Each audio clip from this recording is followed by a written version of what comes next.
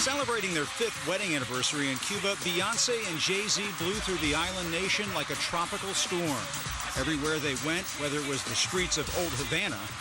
I really wanted to see her because I liked many of her songs. But because of the half-century-old embargo on Cuba and the Castro brothers, Americans are required by law to ask the U.S. government for permission first. Florida Republican Congresswoman Ileana Ros-Lehtinen says she feels betrayed. She fired off a letter to the Treasury Department questioning whether Beyonce and Jay-Z violated U.S. travel restrictions on Cuba. I'm saying that there are many places that are pleasant, that you don't feel like you're being a pawn in the game of this communist tyranny. I'm not saying that they should be politicians, but be sensitive to the cruelty of this regime. The White House was very quick to distance itself suddenly from Jay-Z's trip. Are you saying that the president did not have a conversation with Jay-Z? I am absolutely saying that the White House, from the president on down, had nothing to do with anybody's travel to Cuba. That is something that Treasury handles. And finally, I just quickly have to ask you, do you believe the honeymoon trip of Jay-Z and Beyonce to Cuba violated existing rules on U.S. travel there? We are allowing people to travel to Cuba as tourists. They are delivering hard currency to a tyrannical regime who then turns around and uses that to oppress its people. They really wanted to know what was going on in Cuba. They should have met with some of the people that are suffering there, not simply smoke cigars and taken a stroll down the street. Senator Marco Rubio, we thank you for your time. One correction from me, that was actually not a honeymoon trip, but an anniversary trip. Thank you so much on guns, on immigration, and on Beyonce and Jay-Z. We appreciate it. Thank you.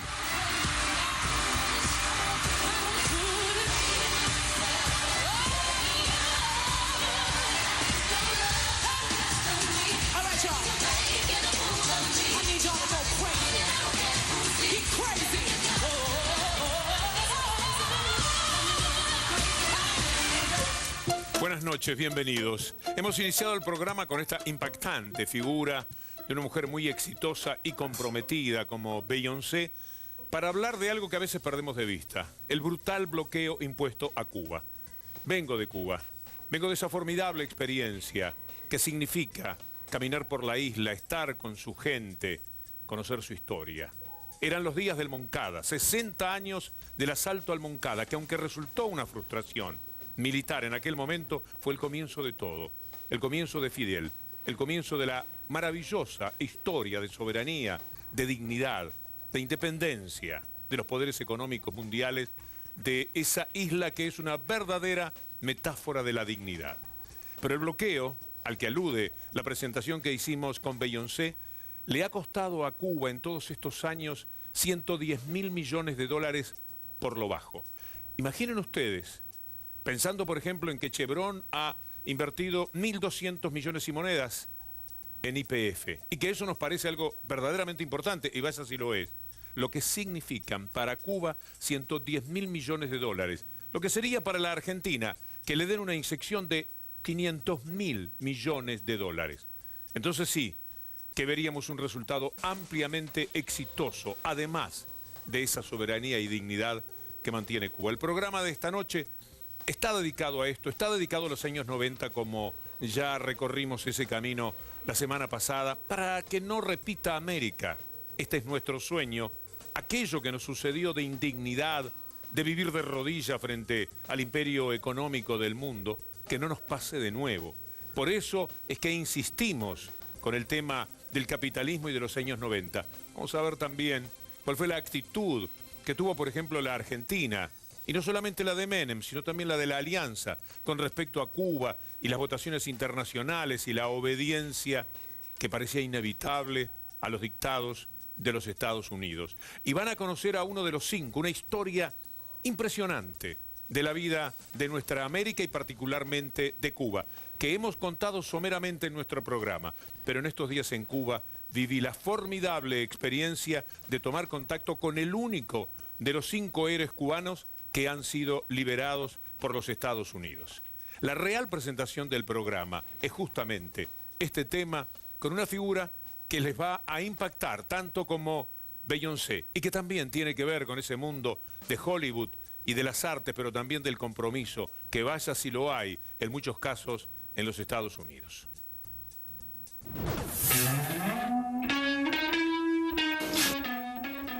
Oh. Good. You look wonderful, Helen. Wow. I didn't expect so many of you of the U2 Media Press Corps here this first day of the year. I hope you had a great holiday. All right, ladies and gentlemen of the media, I've come to reveal information about the case of the Cuban Five. Huh? What's that? The Five what?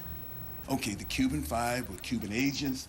They were sent to Miami to infiltrate violent groups of Cuban exiles. These Cuban exile groups were planning and carrying out violence in Havana. When did this happen? In the 1990s, the hardline exiles in Miami wanted to disrupt Canadian and European tourism in Cuba. So they blew up hotels, clubs, and restaurants to demonstrate that Cuba was not a safe place. To cut off funds Cuba got from foreign tourism. Here, see for yourself. So who exactly did this? Luis Posada Carriles. No voy a decir, como dicen ustedes los americanos, no comento. The Cuban Five uncovered terrorist plots by infiltrating the violent Cuban exile groups in Miami. They passed the information on to the FBI, and the FBI even intercepted a huge cache of illegal explosives on the Miami River, thanks to these 5 Cuban agents. Wow, that's quite a story, Danny. And what happened in the 1990s? In 1998, the FBI arrested the Cuban Five. The Justice Department charged them with conspiracy to commit espionage. A Miami jury convicted them, and a Miami judge slapped them with excessively long sentences. One of them received 2 life sentences. And how come nobody knows this? Didn't they get a fair trial? Imagine what 5 Cuban agents faced in Miami in 1998. An intimidated jury, a judge that always sided with the prosecution. I hope you out there in the U2 Press Corps find out more information and spread the word about the injustice done to the Cuban Five. And tell President Obama to free them. A real humanitarian gesture. Obama, give me 5, es el dicho que normalmente termina con todo lo que se hace dentro de los Estados Unidos, muy poco por cierto, hablando de los 5 héroes. Es buena la idea de que Danny Glover está allí hablándole a nadie, porque nadie escucha de estos temas. No es una historia conocida en los Estados Unidos. Julieta Camaño, buenas noches, señora. Muy buenas noches, ¿cómo estás, Víctor Hugo? Impactante lo de Danny Glover participando de algo así, La verdad ¿no? que sí, bueno, pero como veíamos no es el primer artista que, digamos, de alguna manera se vincula con Cuba, defendiendo los derechos de todos los cubanos en el mundo, ¿no? ¿Con qué énfasis lo hace? Y vamos a ver más adelante algo todavía más cinematográfico. Sí, y me gustó lo de Beyoncé. Me gustó mucho lo de Es muy Beyoncé, interesante, que fue además, muy verla a criticada. Beyoncé para empezar el programa tenía su Sí. ventaja, ¿no? Tal Sí. cual. Bueno, te voy a presentar, Víctor Hugo, a vos y a todos los que nos están mirando, a nuestros invitados en el Twitter, en @BDL Víctor Hugo. En el día de hoy estarán tuiteando con nosotros, en primer lugar, Ana Jaramillo. Ella es la rectora de la Universidad de Lanús. Ella nos ha saludado, dice buenas noches, Víctor Hugo y a toda la producción. Felicitaciones por hacer el programa sobre la Cuba resistente. También estará tuiteando con nosotros Delia Bisuti. Ella es legisladora por Nuevo Encuentro por la Ciudad de Buenos Aires. También nos ha saludado y ya opina sobre lo que ha visto hasta el momento. Dice, Beyoncé fue a Cuba y Estados Unidos se arroga ser dueño de las voluntades de sus ciudadanos. Estuve en Cuba más de una vez, estuve con Fidel y palpé a un pueblo solidario y alegre que defiende y conoce a su país. Y en tercer lugar estará tuiteando con nosotros Patricio Chegaray. Él es el secretario general del Partido Comunista en la Argentina. Dice, buenas noches, Víctor Hugo, gracias por la invitación para hablar de este cambio de época en América Latina, iniciada con el Moncada. Todos estos tweets en @BDL Víctor Hugo. Nosotros rechazamos terminantemente todo intento de fiscalización, todo intento de inspección de nuestro país. A nuestro país no lo inspecciona nadie. Nosotros sabemos lo que hacemos y sabemos cómo debemos defender nuestra integridad y nuestra soberanía. Nos amenazan con ser nosotros blancos de ataques nucleares. No nos asustan. Tenemos que saber vivir en la época que nos ha tocado vivir y con la dignidad que debemos saber vivir. Todos, hombres y mujeres, jóvenes y viejos, todos somos uno en esta hora de peligro. Y nuestra, de todos, de los revolucionarios, de los patriotas, será la misma suerte. Y de todos será la victoria. Patria o muerte, venceremos. Se levanta un pueblo entero lleno de angustia, luchando por su digna patria, lograda con el coraje, desgarrando cada día con sus principios éticos el vil imperio, su adversario político, que siempre ha combinado el engaño con la ignorancia para darse a conocer a toda voz. Pero el mundo conoce su verdadero rostro, porque cuando un pueblo enérgico y viril llora, la injusticia tiembla. Llora un pueblo y muchos más por una injusta causa que será juzgada por el mundo hasta el final. René, dice allí todo por la revolución. Ese sentimiento lo ha acompañado todo este tiempo. Toda mi vida. Para mí la revolución es una vocación. Yo tengo dos vocaciones, una que es ser piloto y la otra es la revolución. ¿Cuál ha sido la historia? ¿Cuál ha sido la verdad, René? ¿Qué fueron ustedes a hacer en los Estados Unidos? ¿De qué los han acusado? ¿Cuáles son las verdades y mentiras de esta historia? Nosotros estábamos básicamente protegiendo la soberanía del pueblo cubano y la vida de los cubanos.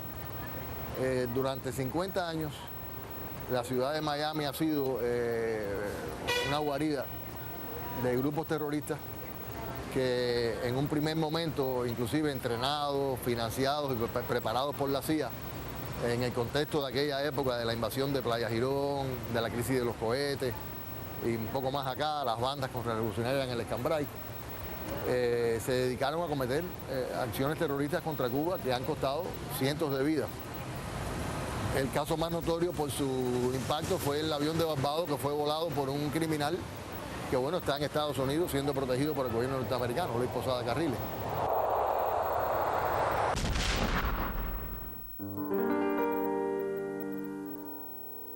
No podemos decir que el dolor se comparte. El dolor se multiplica. Millones de cubanos lloramos hoy junto a los seres queridos de las víctimas del abominable crimen. Y cuando un pueblo enérgico y viril llora, la injusticia tiembla.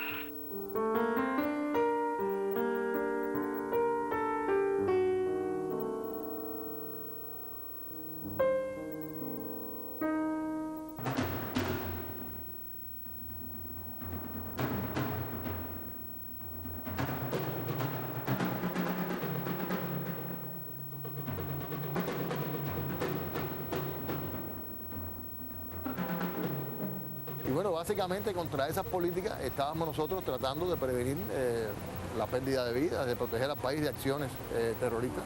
Todo parece indicar que